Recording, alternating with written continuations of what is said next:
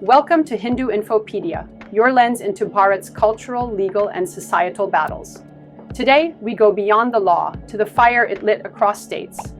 This is Waqf Act protests, from rhetoric to riots. In 2025, the Waqf Amendment Act was passed to digitize records and restore civil court appeals in Waqf matters. Meant to bring transparency, not tension. But what followed wasn't legal resistance. It was an eruption of charged protests that mirrored past unrest. This video is not about the Act's provisions, but the political, religious, and rhetorical firestorms it ignited where the Act amendment was used as an excuse. The unrest didn't begin on the streets. It started at pulpits and press briefings by the tall leaders of the country and excessive coverage of such briefings, ignoring the silent presentations from the other side. On April 4th, 2025, just before Eid, black badges appeared across Muzaffarnagar mosques, symbolizing early resistance to the proposed Waqf amendment.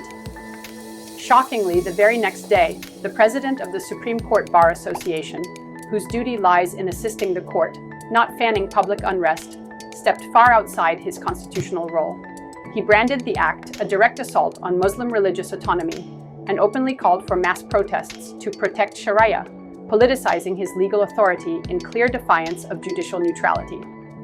Urdu media amplified his voice, and resistance found its rallying cry. Then came the clerics. In Bareilly, a Maulana declared the law a Hindu conspiracy. Sermons turned political. Congregations turned militant.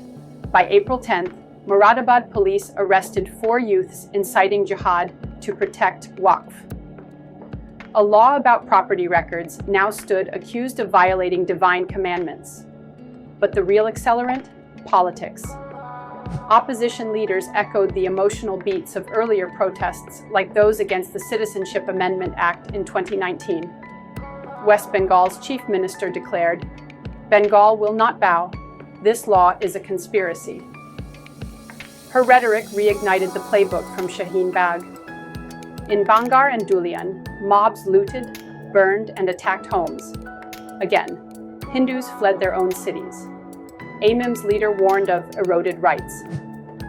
RJD called the act a draconian overreach. SP's president claimed it was vote bank polarization. While ruling leaders like Union Minister Kiran Rijiju defended the law as anti-land mafia, the noise was drowned by vote-chasing slogans and identity politics. The All India Muslim Personal Law Board added structure to emotion, launching the Save Waqf, Save Constitution campaign. On paper, peaceful protests, black armbands, civil disobedience. In reality, mob attacks in Dulian and Shamsherganj, fueled by radicalized messaging. The result? Murshidabad, April 11th to 12th, lynchings, arson, and mass Hindu displacement to Malda. Nagpur Chaul, Pune, a Hindu family lynched by a mob. Tripura's Unakoti district, 4,000 protesters clashed with police, 18 officers injured. Patna, April 7th, stone pelting leads to curfews and lockdowns. What began as supposed legal dissent was no longer protest. It was an organized eruption, and it wasn't spontaneous. It happened after long preparations. Not by the law, but by how it was portrayed. The 2025 Waqf Amendment tried to bring accountability, but failed to stop those who turned it into a battle cry. The facts: civil court appeals were restored. Records were to be digitized.